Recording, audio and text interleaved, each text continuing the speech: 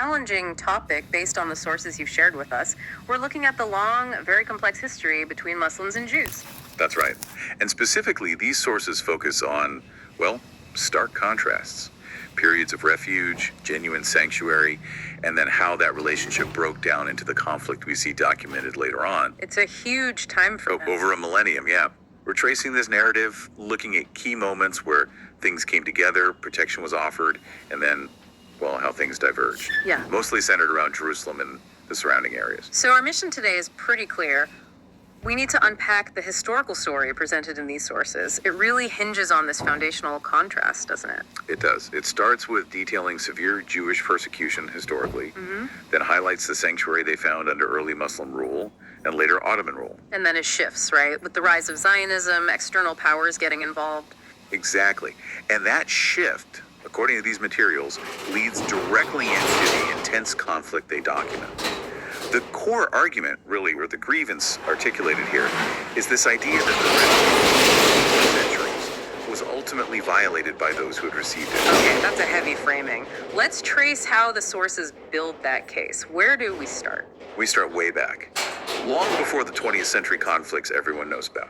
The sources set the scene with Jews facing, well, terrible hardship. Under who? This is after the Roman Empire adopted Christianity across Europe, Syria.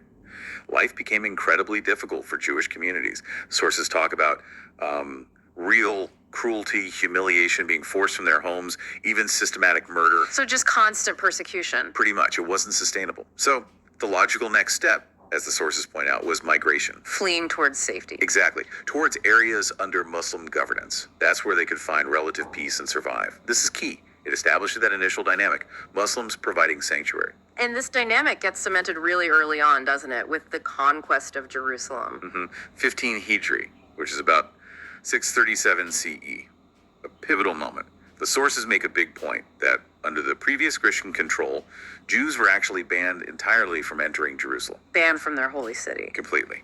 But then, the second caliph, Umar ibn al-Khattab, but we use the honorific RA, meaning, may God be pleased with him. Right. When he conquered the city, the sources state he explicitly granted Jews permission, not just to visit, but to live there again. That's a massive shift. Huge. And the sources present it not just as policy, but as an act of profound religious respect. There's that specific story about the sacred rock. Ah, yes, the site where the Dome of the Rock stands now. Exactly. Holy to Jews as well, of course. Yeah. But the sources claim that under the previous rule, because of intense anti-Jewish feeling, the site had been, well, covered in garbage, desecrated. Wow. And the detail that's highlighted is that Caliph Umar R.A. personally took part in cleaning that refuse away. He personally cleaned it. That's what's reported here. It's presented as a symbol of how early Islamic rule institutionalized protection for religious minorities. Yeah. A stark contrast to what came before. It sort of sets the stage for centuries of this sanctuary dynamic. And we should probably mention that site is incredibly important for Muslims too, right? It's where Prophet Muhammad, peace be upon him, is believed to have ascended to heaven, Miraj. Absolutely. The shared sacredness makes the difference in treatment even more striking. That act by Umar R.A. really solidified this period of refuge. But, stability like that rarely lasts forever, especially with external forces at play. Right. The sources talk about cycles of conflict breaking out later. Yes, specifically when external forces, the European Christian Crusaders, recaptured Jerusalem. And what happened then? Massacres. But the sources emphasize something important. The Crusaders killed both Muslims and Jews. It was like a shared suffering imposed from the outside. So not a conflict between Muslims and Jews then, but against a common aggressor? During those periods, yes, that's the picture painted. Then, if you fast forward past the Crusades, after Sultan Salahuddin Ayyubi retook Jerusalem, and through the long Ottoman era, things settled down again. Back into that pattern of refuge, generally speaking. The Jewish population wasn't huge, but the sources stress their conditions were significantly better than the cruelty and humiliation they faced in many Christian European lands. So, centuries of relative stability under Muslim rule, from the early caliphate through the Ottomans. That's the narrative. But then, events far away start to crack that stability in the 19th century. Another wave of persecution in Europe. Exactly. Intense anti-Semitism flared up again, particularly in Russia, Eastern Europe, Germany. Massive displacement. And where did people go? Millions fled. Many went to America, Britain. But crucially, as the sources emphasize, a significant number started moving to Palestine. Which was still Ottoman at this point. Yes, initially. But this migration wasn't just about seeking refuge this time. It coincided with a new political movement. Zionism. Right. The sources explain this movement aimed to establish an independent Jewish state, and they specifically chose Palestine as the location. This led to much larger scale Jewish settlement, land purchases. Demographic shifts started happening even before the Ottomans lost control. Which brings us to World War I. The game changer. Yeah. 1914, 1918, the Ottomans backed Germany, they lost, the empire was dismantled, and Britain took control of Palestine under a mandate. And this is where that feeling of violated sanctuary really kicks in, according to the sources. This is the pivot, because almost immediately you get the 1917 Balfour Declaration, Britain's foreign secretary promising support for a national home for the Jewish people in Palestine. A promise from an external power. And the sources are clear. Britain then actively helped Jewish settlement and organization during the mandate. For the sources, this fundamentally changes the dynamic. It's no longer just about refuge. It's about state building, backed by an imperial power on land already inhabited. Which inevitably led to friction. Huge friction. As Jewish settlement increased under British protection, Palestinian Arab Muslims reacted strongly. Clashes became more serious, more frequent. Until Britain basically washed its hands of it. Pretty much.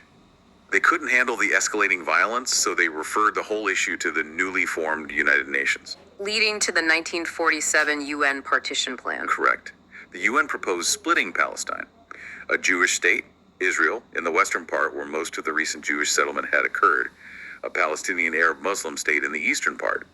And Jerusalem, under international UN control. How did that go down? Very differently. The sources state the Jews accepted the plan. But the Palestinians and other Arab nations... Complete rejection.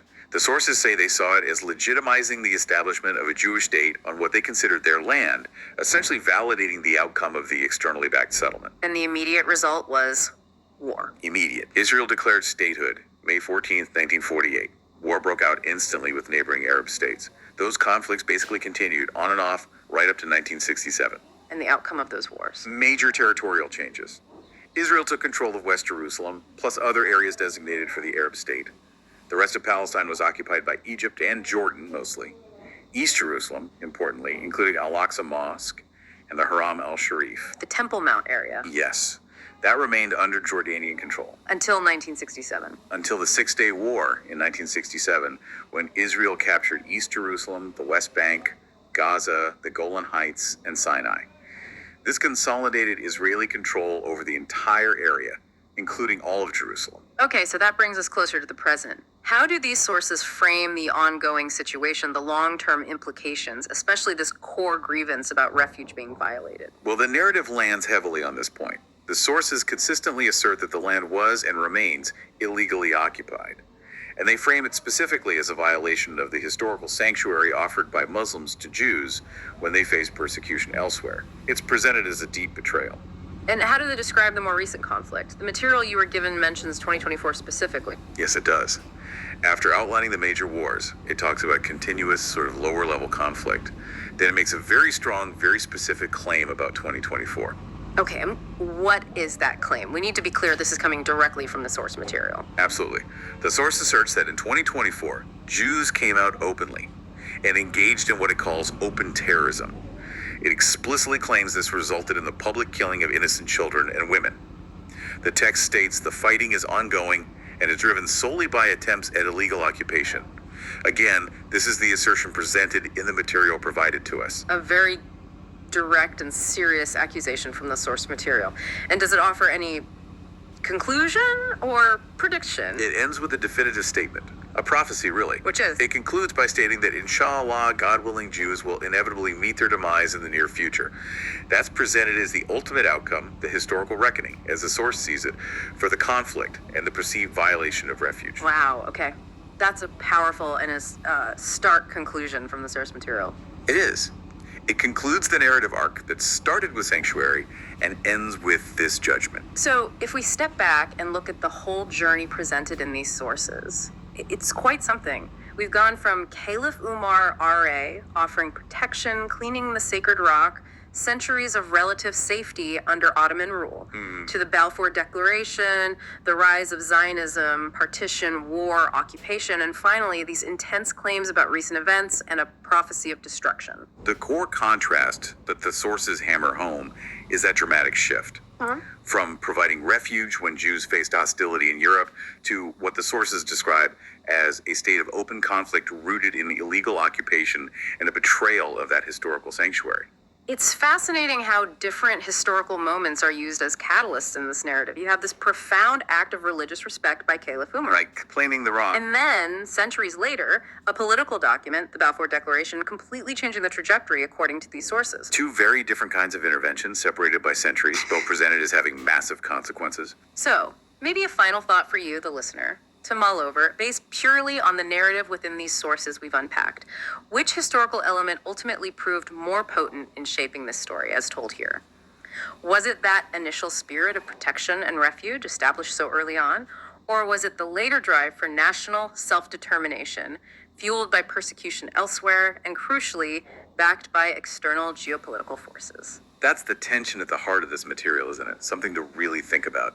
Thank you for sharing these sources with us for this deep dive. It's definitely provided a specific and powerful perspective on this long history. Indeed, a very specific lens. We hope this exploration of the material was insightful for you. We look forward to diving into your next set of sources. Until then.